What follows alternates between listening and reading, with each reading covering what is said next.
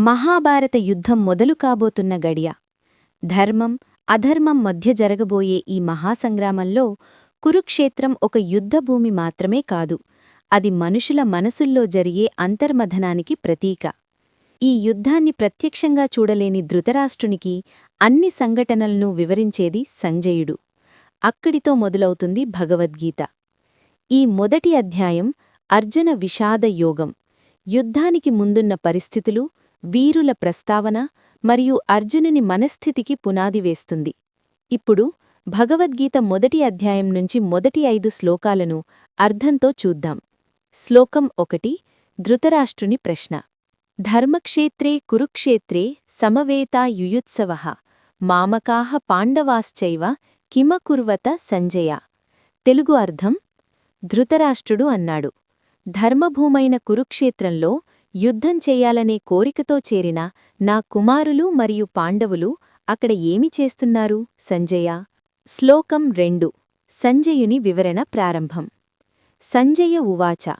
దృష్ట్వాతు పాండవానికం వ్యూఢం దుర్యోధనస్తథా ఆచార్యముపసంగమ్య రాజా వచనం అబ్రవీత్. తెలుగు అర్థం: సంజయుడు ఎలా చెప్పాడు. అప్పటికి రాజైన దుర్యోధనుడు యుద్ధానికి సిద్ధంగా అమర్చబడిన పాండవుల సైన్యాన్ని చూసి తన గురువు ద్రోణాచార్యుడి దగ్గరకు వెళ్లి మాట్లాడాడు. శ్లోకం 3. దుర్యోధనుని మాటలు. పశ్యేతాం పాండుపుత్రాణాం ఆచార్య మహతీం చమూం వ్యూఢాం ద్రుపదపుత్రేణ తవ శిష్యేణ ధీమతా.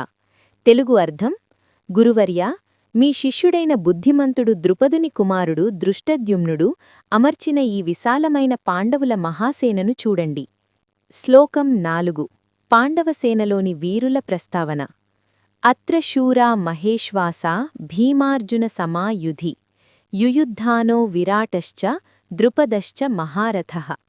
తెలుగు అర్థం: ఈ సైన్యంలో యుద్ధంలో భీముడు అర్జునుడితో సమానమైన వీరులున్నారు.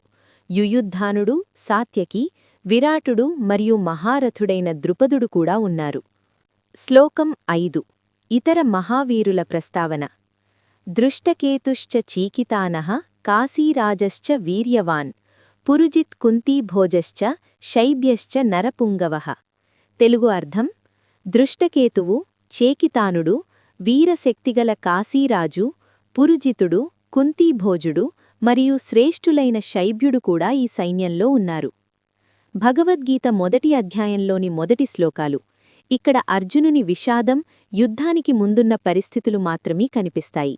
శ్రీకృష్ణుని మహోపదేశం మాత్రం 2వ అధ్యాయం నుంచే ప్రారంభమవుతుంది. ఈ మొదటి అధ్యాయంలోని మొదటి శ్లోకాలను అర్థంతో చూద్దాం.